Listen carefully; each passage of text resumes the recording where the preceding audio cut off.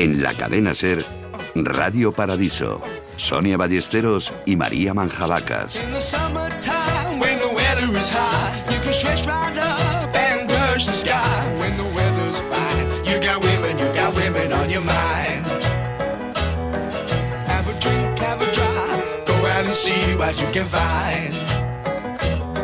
La que está sonando fue la canción del verano en 1970 y hoy es la sintonía de este programa, Radio Paradiso, en el que vamos a recorrer los veranos de esa década, en la que este país vivió una auténtica revolución política y social. Algunos de los grandes acontecimientos sucedieron entre junio y septiembre, cuando los españoles estaban de vacaciones. Aquí cada vez había más coches y se viajaba más. La clase media empezó a ocupar las playas, sobre todo las de Levante. En la maleta no faltaban el bikini ni el bronceador, sin factor de protección solar. La canción del verano llevaba muchas veces baile incorporado. Triunfaban los mini shorts y el estilo hippie. Sonaban el pop, el rock, el punk y la canción protesta. Y cada vez se hablaba más de política. Se bailaban las discos y el turismo extranjero seguía en aumento. En cuanto llega el buen tiempo, las excelentes autopistas catalanas se ven gozosamente invadidas por una riada interminable de turistas que vienen a España en busca de sol y de descanso. Muchos de ellos recalan en la sugestiva Costa Brava, donde entidades internacionales que en fechas no muy distantes promocionaban vacaciones en otros meridianos han terminado por rendirse a los encantos de la geografía española. Esas autopistas, que tampoco eran tantas, llevaban también a las familias españolas al destino preferido de vacaciones, que ya no era el pueblo, sino las playas. Se viajaba en familia y el coche se llenaba hasta arriba para comprar lo menos posible en esos supermercados de la costa con precios abusivos. El viaje se hacía interminable, sin apenas espacio ni aire acondicionado, y siempre con mucho calor.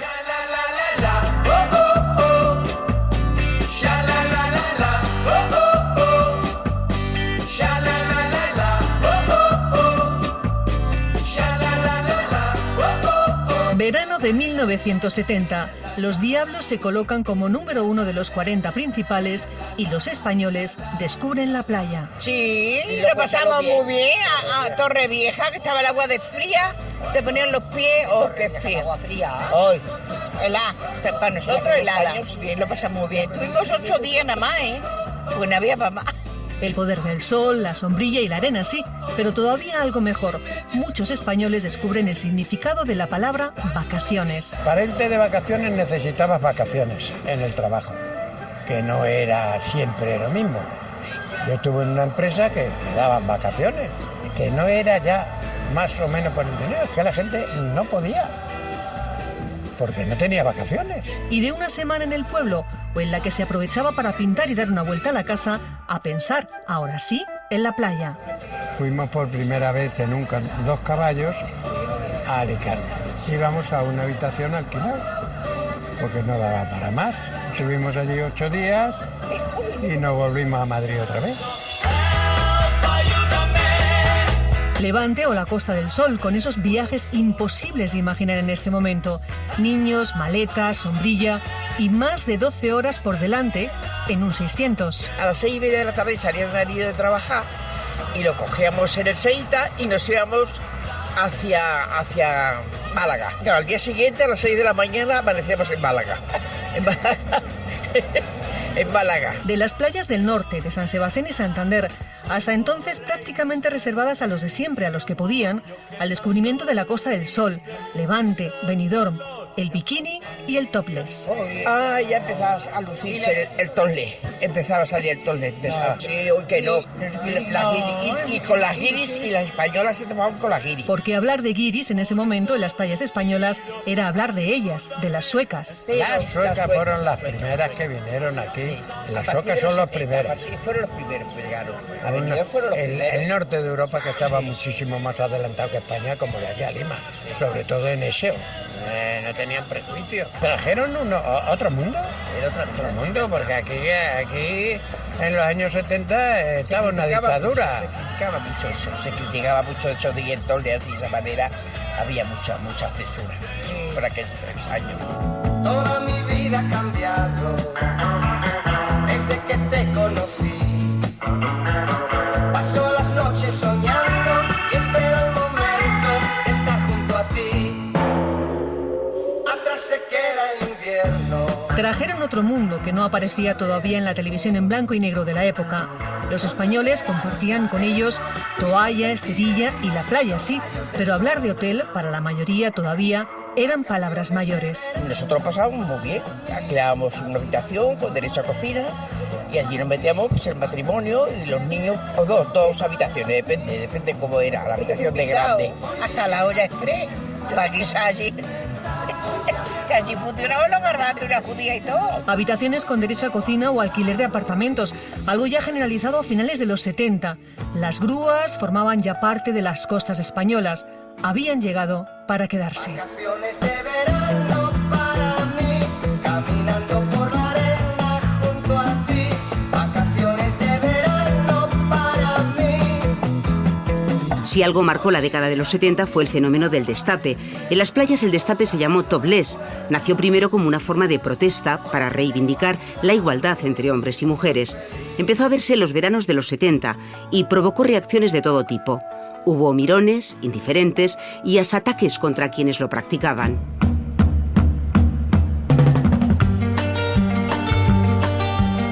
En el cine el destape nos dejó un buen puñado de malas películas y el reflejo social de una época que hoy nos parece casi marciana.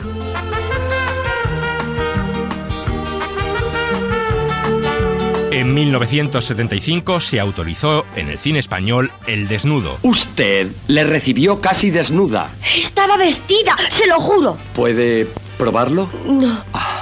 Lástima. Según la norma aprobada, los desnudos fueron admitidos si así lo requería la unidad total del film, cuando no despertara pasiones en el espectador o cayera en la pornografía. En esta hay masoquismo. Y yo qué sé, a mí no me hable de porquerías, qué cochinos. El reglamento de calificación cinematográfica era, por tanto, bastante ambiguo. Sí, claro, el reglamento, ya sé. Pero de vez en cuando conviene olvidar los reglamentos, ¿no? Esto dio pie a que cuando se preguntaba a una actriz si tenía que quitarse la ropa o no en su próximo largometraje, contestara invariablemente: me desnudaré si así lo exige el guión. El caso es que a partir de entonces se produjo en el cine patrio un auténtico despelote. Aprisa, quítate la ropa, no puedo más. Vamos a joder. Ángela, hija mía, ¿cómo estás? En muchas películas, casi sin venir a cuento, había un desnudo. Poneros cómodas. Fijanos, ya hay bestias. ¿Ha querido decir que os sentéis, no que os desnudéis?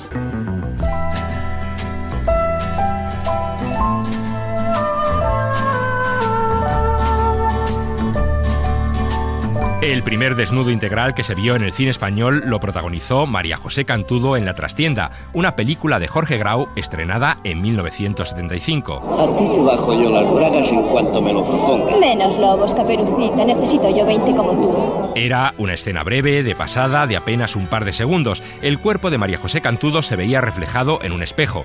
Un desnudo que, naturalmente, dio mucho que hablar. No me entra en la cabeza, no tiene perdón de Dios. Dios mío, qué vergüenza. Pero ¿cómo se puede hacer una cosa así? Aunque los sectores más conservadores pusieron el grito en el cielo, pronto se comprobó que este tipo de películas tenía una gran aceptación entre el público. ¿Sabías que No desearás al vecino del quinto lleva recaudado más de 100 millones de pesetas desde su estreno y costó solo 6 millones de pesetas? Y es que después de tantos años de prohibición, para la mayoría del público, ver desnudos en los cines supuso una pequeña, inocente y también, por qué no decirlo, un tanto paleta forma de liberarse de tanta represión.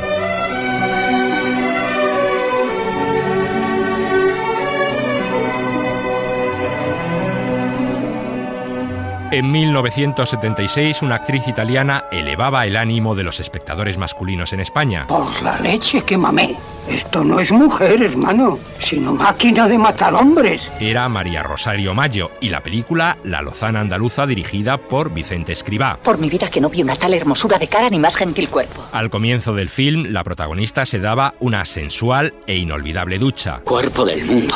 Por mi vida que no vi nunca mejores carnes de mujer. El éxito del film fue tremendo y María Rosario Maggio siguió trabajando en el cine español en títulos como Visanteta, Estate quieta, El Virgo de Visanteta o Los locos vecinos del segundo.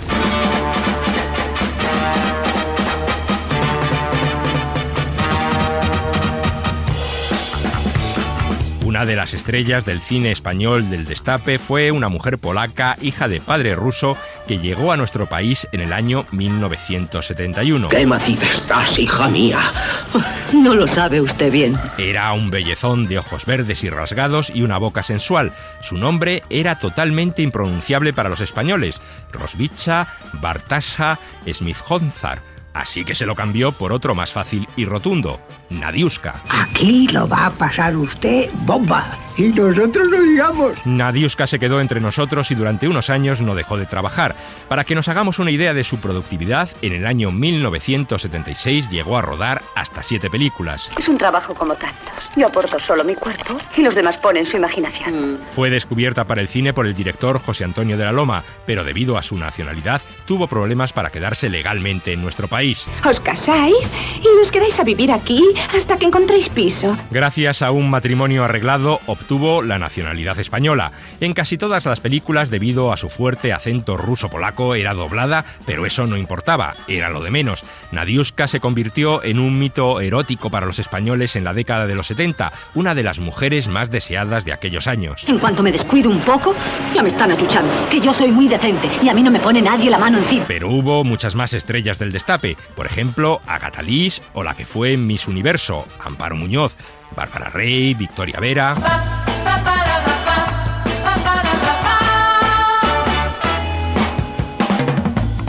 El Destape, como género o subgénero cinematográfico, fue poco a poco muriendo. El pozo se ha secado. El público español se fue cansando de tanto desnudo y de la ínfima calidad de aquellas películas. Muy sencillo.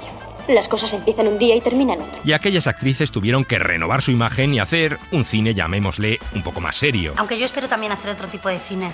Porque una cosa es desnudarse en las películas, que normalmente los guiones lo exigen, pero otras que no tienen argumento. Y yo necesito argumento. Cine de actriz a actriz.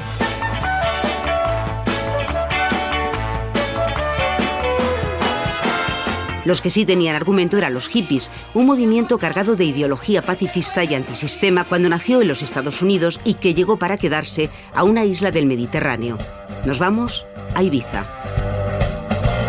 Primero fueron los jóvenes americanos que huían de su país para no guerrear, franceses, alemanes y algún español que iban llegando con largas melenas, collares al cuello, poca ropa, a veces ninguna, los que escogieron Ibiza como refugio, como comuna, como su patria. En los años 70 ya llegaban más nacionales, atraídos por una libertad que en su casa no tenían, en la España con una dictadura que ya estaba moribunda, pero que aún presionaba a los que levantaban la cabeza. Aquí vinieron algunos, como Philip, francés, que se quedó. Es una isla fuera de los conceptos normales, de los tabúes, de la vida que se puede considerar como normal. Es muy espiritual, hay mucha magia. So good looking, babe. She's looking good now. También vino en esa época Alok. Ibiza es un lugar que te apoya siempre que tu creatividad venga de un lugar sano. Y es un lugar internacional, cosmopolita, que hay mucha gente de todo el mundo, pintores, escultores, músicos, no sé, es un lugar internacional y cosmopolita. También vino Andrés, vino con 15 años, a sus 62 sigue aquí, aquellos años eran otros años. Había bastante comuna, sí. Pero no a nivel comuna que todos estaban en esa comuna, ¿me entiendes? A nivel de que la gente era eso, el que tenía el piso y venía el otro. Yo tenía un amigo que era arquitecto, que era holandés, y allí vivíamos, no sé, había americanos, había franceses, pasabas por allí, cada uno aportaba el dinero que tenía. El que no tenía dinero no aportaba, pero todos éramos colegas y todos nos íbamos de fiesta todas las noches. Y drogas, pero no como ahora, o así lo ve Andrés. Aquí que cuando dicen Ibiza, dicen pastillas, dicen drogas, dicen... Bueno, en los 70 también había drogas, ¿eh? Había drogas, claro, pues era más sano todo. Lo contaban en el documental Hippie Forever, Vicent Rivas. Los hippies pusieron a Ibiza en el mapa. Y entonces empezaron a llegar, que es la segunda invasión, aparte de los turistas, porque el hippie fue el que hizo la gran promoción de Ibiza, más que el mismo Ministerio de Información y Turismo con toda su red de oficinas. Entonces llegó una segunda invasión, que eran ya no los hippies ricos, sino los que se convertían como en artesanos.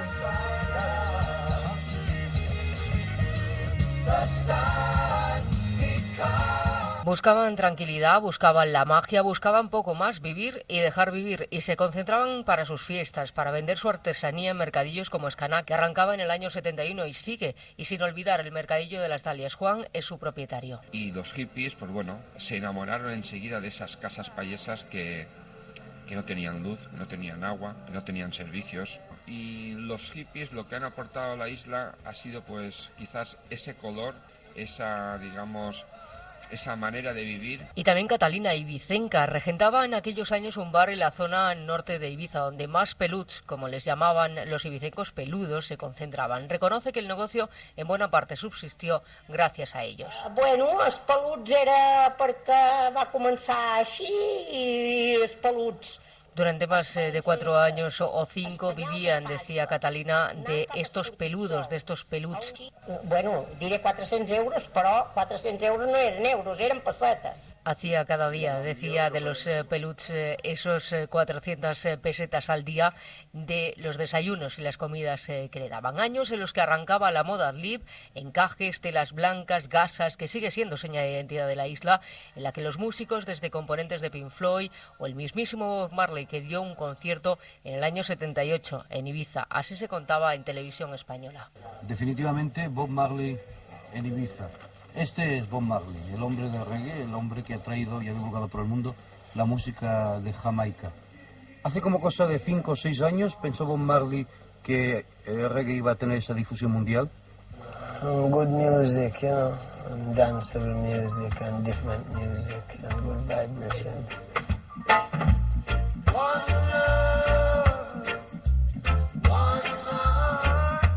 El hipismo que sigue identificándose con un momento, pero sobre todo con esta isla, aunque algunos de ellos no saben muy bien por qué. Todo el mundo me conoce por el hippie, ¿no?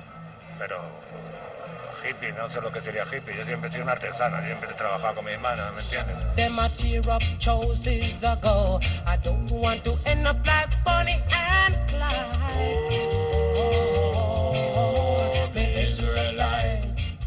Yo no me voy. Yo no me voy a ir. Yo tengo todos mis amigos ahí en la conejera. Mi hermana, mi familia, todos los que se han muerto, los incinero y los meto ahí en la conejera, ¿me entiendes?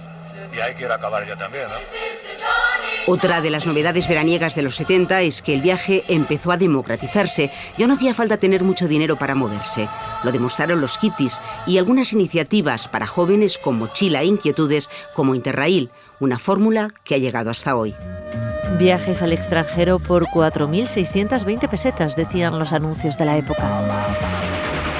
La Guerra Fría estaba en su apogeo, Alemania dividida, y junto al viaje que permitía conocer 20 países por menos de 5.000 pesetas, en el mismo periódico se leía en letras mucho más grandes: administrativo necesita empresa de importación, la pomposa fórmula de la época para buscar trabajo. Interrail era la vía de la integración, la que abría para los que tendrían que ver el euro en sus horas más altas y en las más bajas las puertas de Europa. Ámsterdam, París, Berlín, Bruselas, Viena, Budapest, Praga, Gante, Múnich, Brujas. Había que tener entonces menos de 21 años y se especificaba, porque no era un detalle menor, de uno y otro sexo.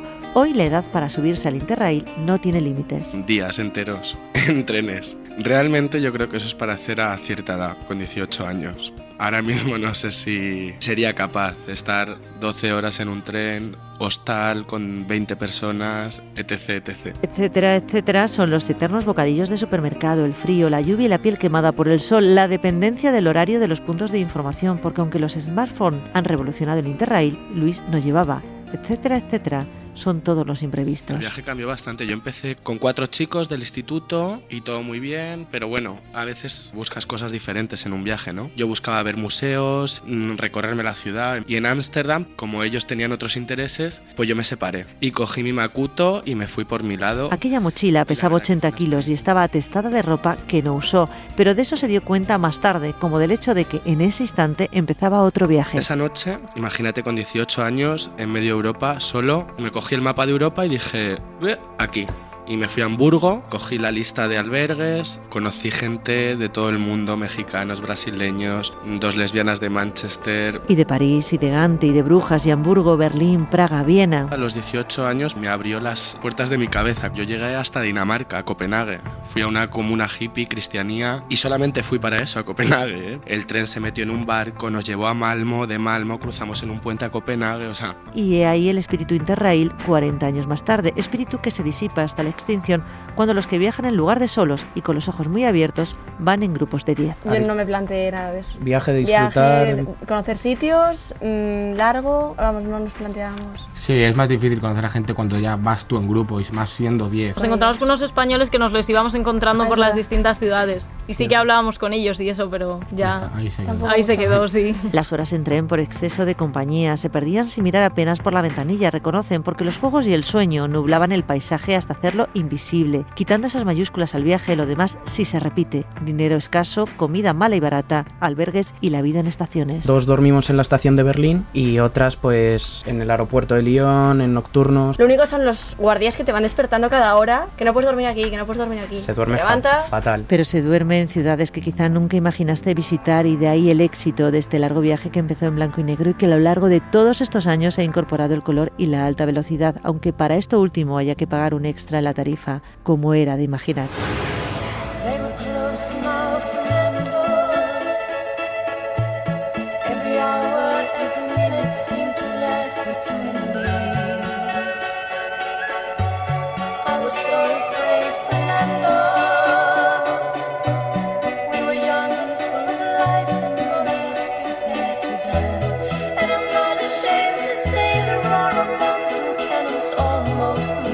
Radio Paradiso, Cadena SER.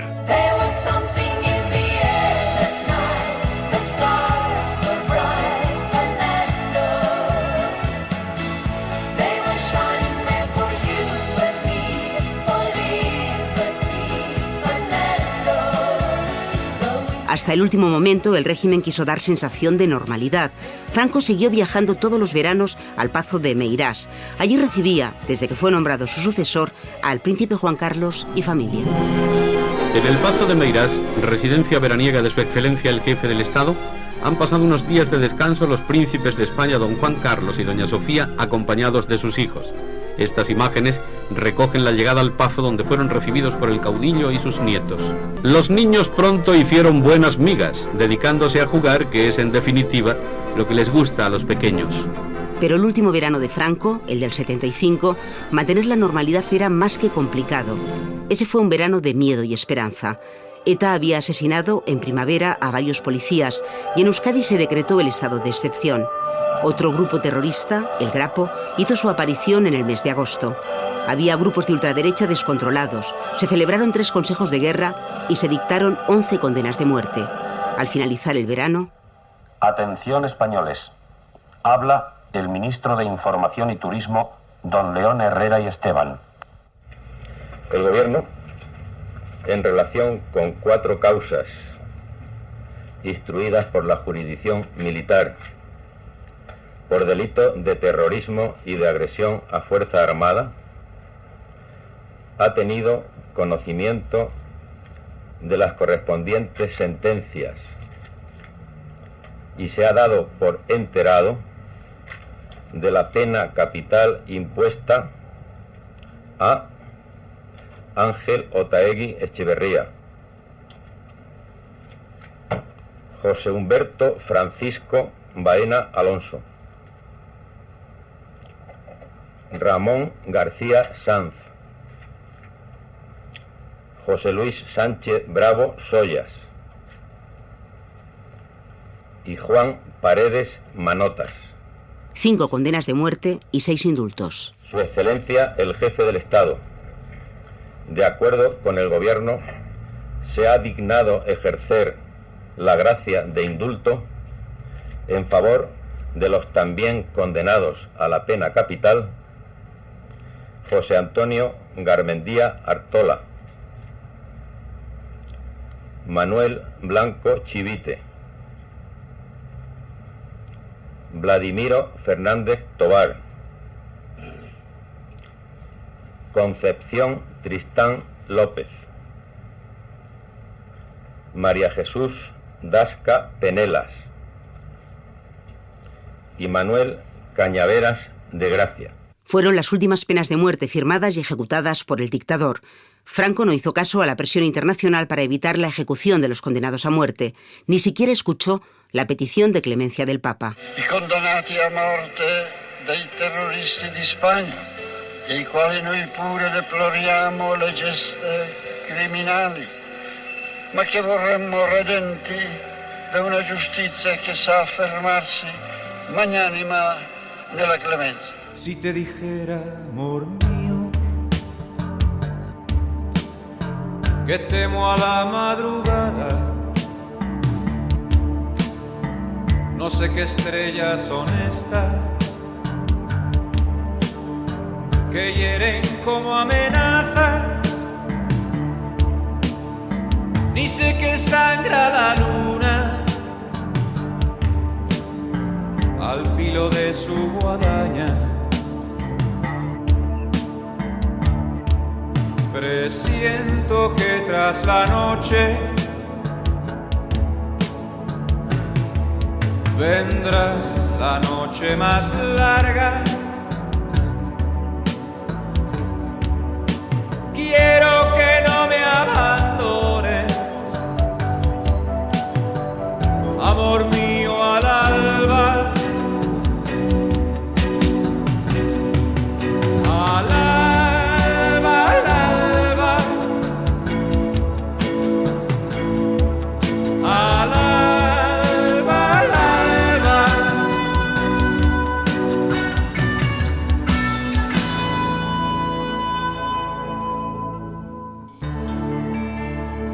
Los hijos que no tuvimos se esconden en las cloacas, comen las últimas flores, parece que adivinaran que el día que se avecina viene con hambre atrasada. Presiento que tras la noche vendrá la noche más larga.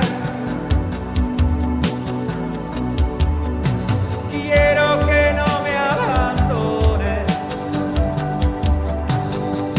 amor mío, al alba. Al alba.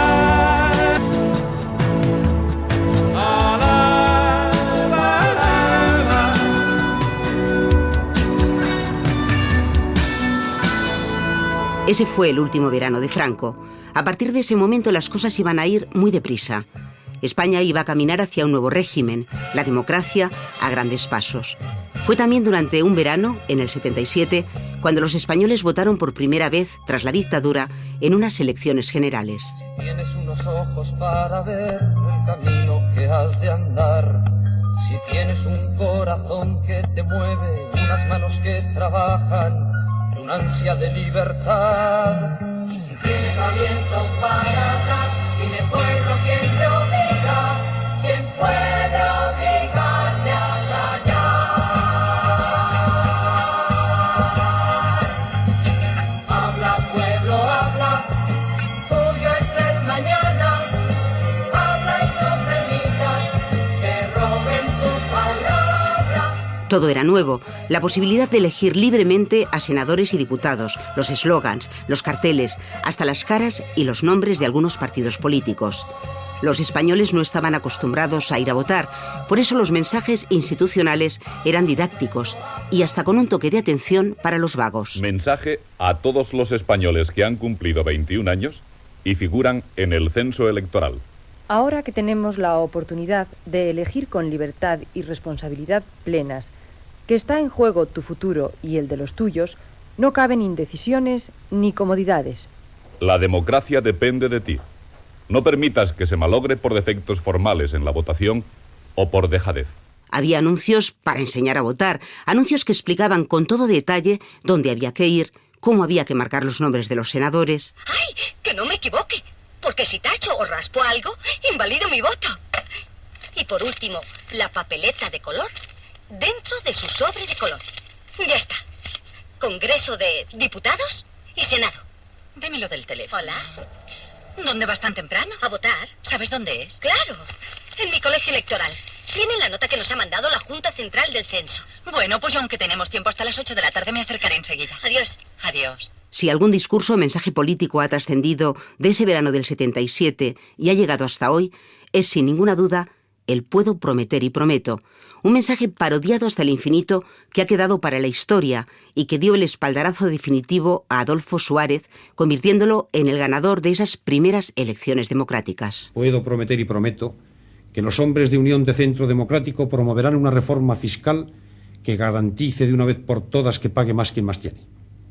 Puedo prometer y prometo que trabajaremos con honestidad, con limpieza y de tal forma que todos ustedes puedan controlar las acciones de gobierno.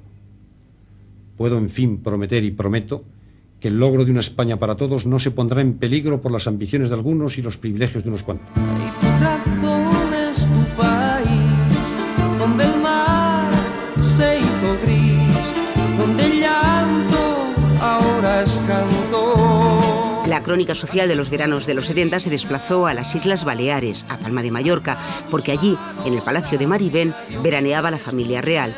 Los príncipes de Asturias, convertidos después en reyes de España, llegaron por primera vez a ese palacio en 1973. Decir vacaciones reales es decir Marivén, Mariviento en castellano, y sin que lo diga el nombre, un auténtico vendaval ha pasado por esta isla de Mallorca. Más de 40 años de residencia real desde que los entonces príncipes don Juan Carlos y doña Sofía recalaron por allí. Eran los años 70 y sonaban Los Diablos. A bordo de un SEAT 1400 llegaron por primera vez dos jóvenes príncipes. Provisionalmente se instalaron en este palacete moderno, propiedad de la Comunidad Balear, que gasta más de 1,5 millones de euros en el mantenimiento de una casa con mucha historia entre muros y por la que ha pasado de todo. En los primeros años estaba la familia al completo, con salidas por alta mar a bordo del Fortuna, que casi ahogan a más de un paparazzi, y posados en las escalinatas, la más sonada y televisada, la de los príncipes de Gales. A bordo de una furgoneta conducida por Constantino de Grecia llegaron Carlos de Inglaterra, Lady Di y sus hijos, pequeños, con 2 y 4 años de edad. En la foto hubo hasta perro, y ya por entonces se decía que Carlos y Lady Di llevaban vidas paralelas o separadas. Carlos pintaba acuarelas mientras Lady Di se bronceaba. Y por Mallorca seguían pasando ilustres, reyes, presidentes, y en Marivén se hicieron las paces cuando por allí recaló Hugo Chávez después del ¿Por qué no te callas? El encuentro entre el rey y Hugo Chávez supone la normalización de las relaciones entre España y Venezuela. Por las calas de Mallorca también se ha visto pocos, pero sí algunos reales besos de los reyes Juan Carlos y Sofía. Inmortalizaron uno a bordo del yate Fortuna, mientras que en tierra la instantánea más buscada era el encuentro de los príncipes con la recién llegada Leticia a la vida de Mallorca. Beso real en el náutico. ¿Esa va a ser la foto del verano? Además de ser del verano, del año y de la década. La reina Sofía es y sigue siendo la que más disfruta de Mallorca. Es la primera y la última que se va con su hermana Irene, con sus nietos, hace estampa familiar. Y lo que haga, comprar, posar, navegar o ir en coche, es noticia de verano. La reina ha probado hoy en Palma su nuevo coche eléctrico. Y en la estampa familiar del verano pesan y mucho los duques de Palma, que llevan el nombre de la ciudad de vacaciones. Y su historia desde allí es como una metáfora de la vida misma, con la sombra de la sospecha de los turbios negocios. La última foto de Urdangarín data del verano de 2011. Luego, a partir de que fuera declarado no ejemplar, llegaron las reales ausencias. Los duques de Palma no irán a Mallorca este verano. La familia real casi al completo tiene previsto pasar unos días este verano. Solo se cazó la foto de incógnito de Cristina llevando a los niños, y este año ni foto, porque salvo sorpresa ni pisará la isla. Son 40 años de vacaciones en Marivén, 4 décadas de recuerdos, cuando los vecinos de la isla veían al príncipe de niño. Estaba haciendo su curso de vela, teníamos la casa de al lado y lo veía, ahora tiene 8 años, sí, chiquitito, con sus risitos rubios, era muy guapo, muy mono. Pues este principito es hoy rey, con más canas que rizos, llega este verano a Marivén, ya sin yate Fortuna, sin cuñado, sin hermana, cada vez menos y menos tiempo, parece ser la consigna que se ha instalado para los nuevos tiempos de Marivén.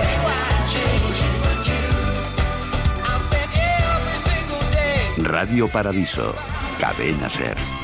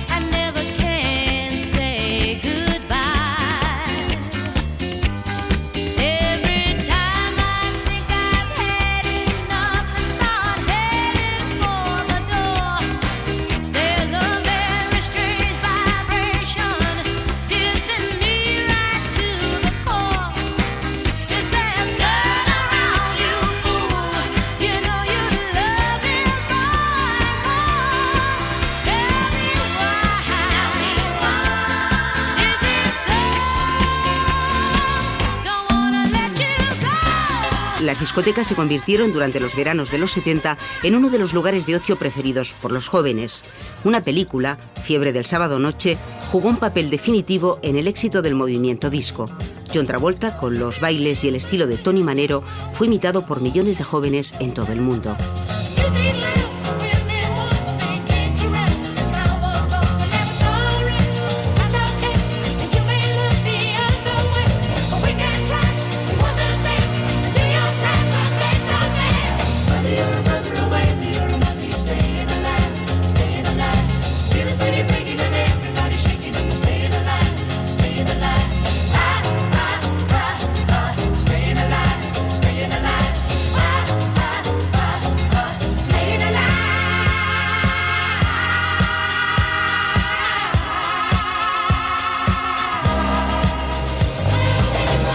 La de los 70 fue una década en la que convivían la música pop, la disco, el punk, los cantautores, las baladas, el rock and roll. Y fue un verano, el del 76, cuando llegaron por primera vez los Rolling Stones a España. En Barcelona, tocaron en la Monumental, una plaza de toros, ante unas 11.000 personas que habían pagado 900 pesetas.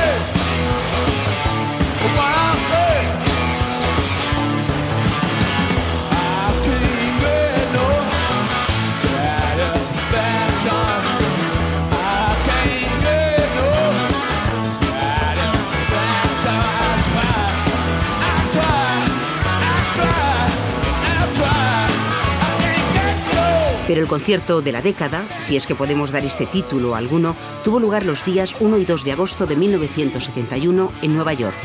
Fue el primer gran concierto solidario de la historia. La idea partió de un ex-Beatle y el objetivo era recaudar fondos para aliviar la hambruna que azotaba a Bangladesh.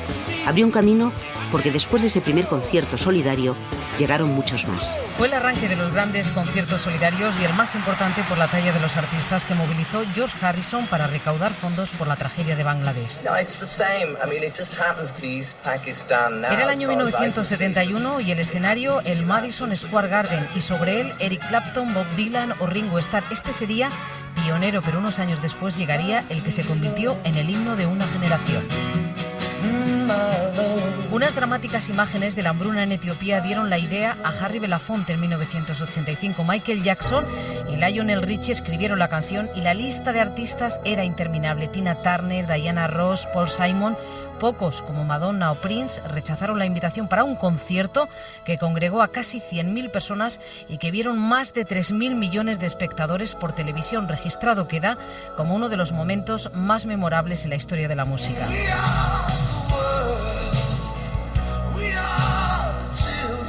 Pero el compromiso de la música no solo ha sido con fines solidarios económicos, y el compromiso político se asocia a un estadio, Wembley, y a un hombre, Nelson Mandela. A punto de cumplir 70 y 26 en la cárcel, los grandes del momento clamaron y cantaron contra el apartheid. 1.000 millones de personas en más de 50 países vieron el concierto. Conciertos que fueron derivando en giras como la que apadrinó Amnistía Internacional en Chile para celebrar la restauración de la democracia tras Pinochet, y fue Sting el primero que se apuntó. Hay soldados también.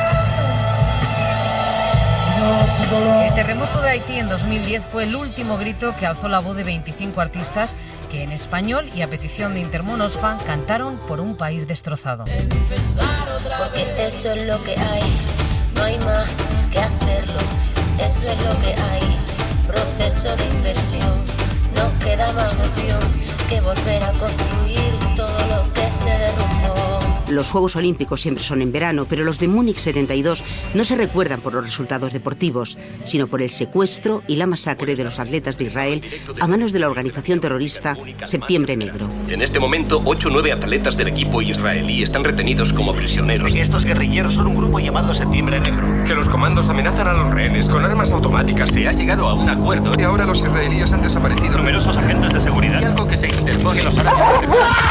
Otra de las peores noticias que nos dejaron los 70 llegó también en verano. El 11 de septiembre de 1973, un golpe de Estado militar, liderado por Augusto Pinochet, acabó con la democracia y el gobierno socialista de Salvador Allende en Chile. Solo acribillándome a balazos podrán impedirme voluntad. Ha salido de la moneda una cantidad de gente, pero todavía no me han confirmado si entre ellas está Allende. Parece que no. Él no iba a abandonar ese lugar, él era presidente constitucional, que él rechazaba toda oferta de avión.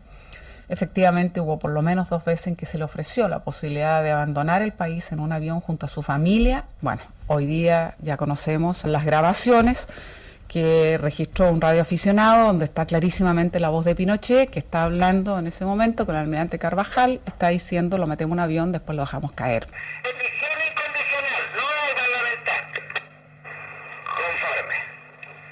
O sea que se mantiene el ofrecimiento de sacarlo del país. Se mantiene el ofrecimiento de sacarlo del país. Pero el avión se cae y después cuando vaya a volar. Conforme. De mi padre siempre me llamó la atención cómo viviendo una cosa tan intensa como esa y sin embargo la preocupación por los otros. Y también se traduce eso en sus últimas palabras. Trabajadores de mi patria, tengo fe en Chile su destino. Superará otros hombres este momento gris y amargo donde la traición. Yo pisaré las calles nuevamente de lo que fue Santiago ensangrentada, y en una hermosa plaza liberada me detendré a llorar por los ausentes. Yo vendré del desierto calcinante y saldré de los bosques y los lagos y evocaré en un cerro de Santiago a mis hermanos que murieron antes.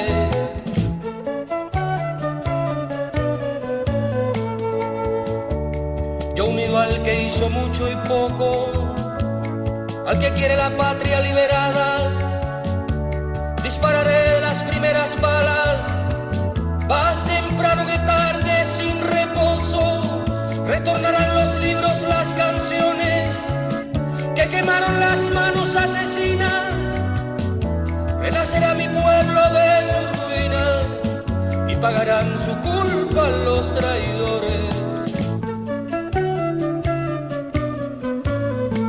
Jugará en una alameda y cantará con sus amigos nuevos, y ese canto será el canto del suelo a una vida cegada en la moneda.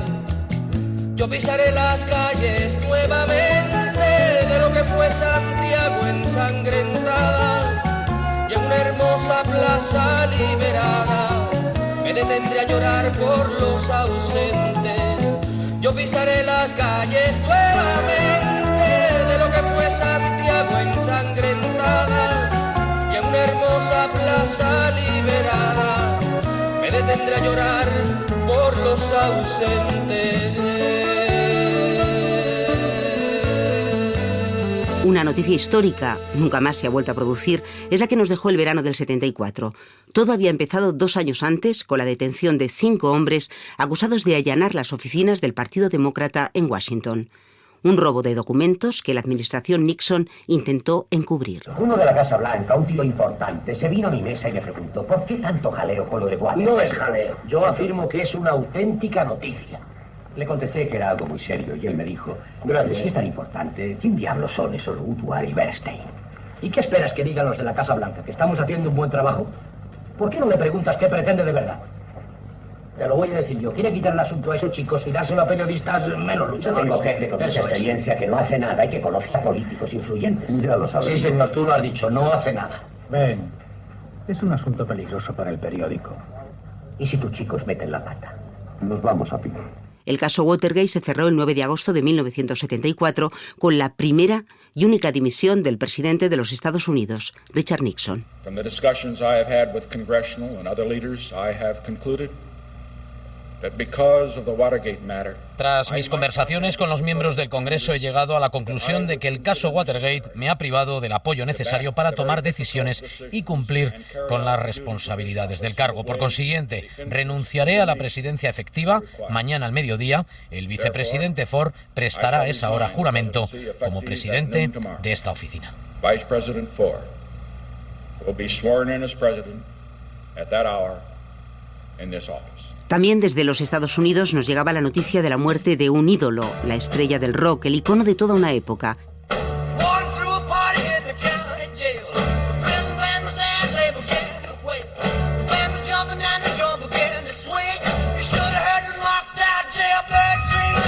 Elvis moría en verano. Decir Elvis es decir tanto como un icono, un mito, una leyenda. Partía de nada y lo tuvo todo, sin contacto, sin dinero. Su oportunidad la tuvo cuando uno de los grandes se fijó en él, el productor y cazador de talentos Sam Phillips.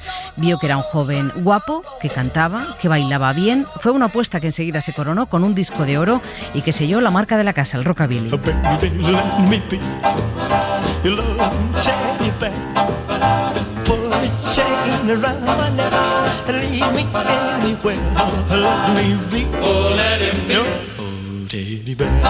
A partir de aquí todo fue rodado, era un ídolo juvenil, llenaba conciertos y pensaron que llenaría cines y los llenó, pero no fue buen actor, aunque sí un reclamo, y en su primera película, Love Me Tender, lo que mejor hizo fue cantar. Love me tender, love me sweet, never let me go.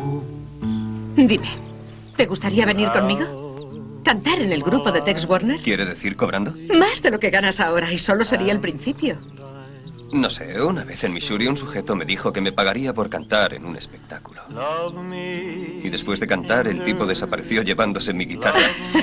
En ese caso, ¿qué puedes perder? All my dreams. Se convirtió en una máquina de ganar dinero. Sus películas giraban por todo el mundo, desde Las Vegas hasta Acapulco, otro de los taquillazos que le dio la gloria. Who makes my heart beat like thunder? Who makes my temperature rise? Who makes me tremble with wonderful rapture, with one burning glance from her eyes. Y su primera obsesión fue tener una casa grande para sus padres en su propia ciudad de Memphis. Compró la que luego sería su gran mansión de Graceland, que a su muerte y hasta hoy es un verdadero templo de peregrinaje para sus fans. Es la segunda casa más visitada después de la Casa Blanca.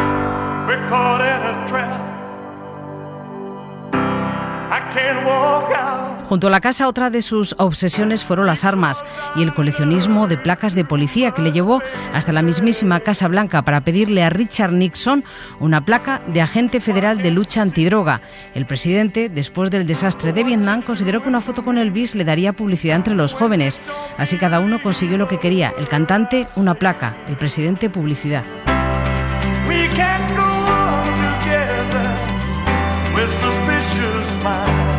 En su carrera hubo una fecha que marcó un hito, era 1973.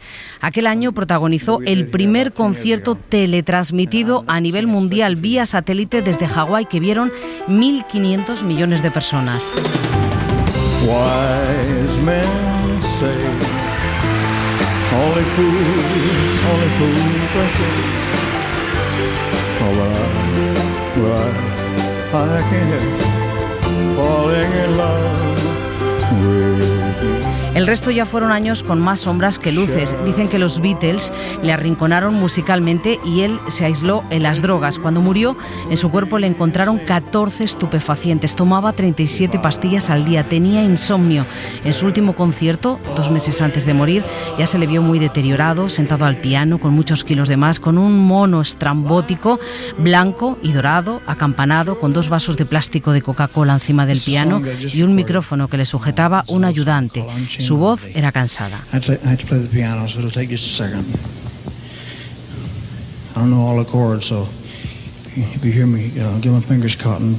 Pero al final se levantó, se puso en pie y su voz cantando volvió a sonar imponente en la que fue su última actuación, su último aplauso.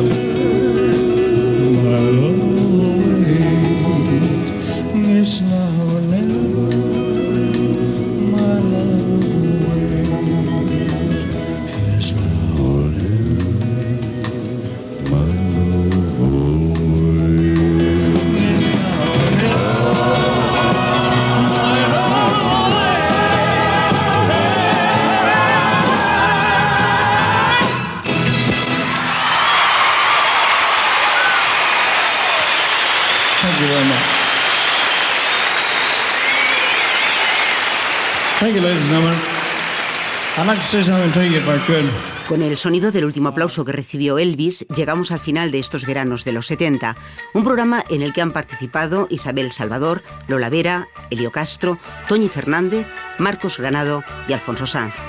La próxima semana nos vamos a los 80.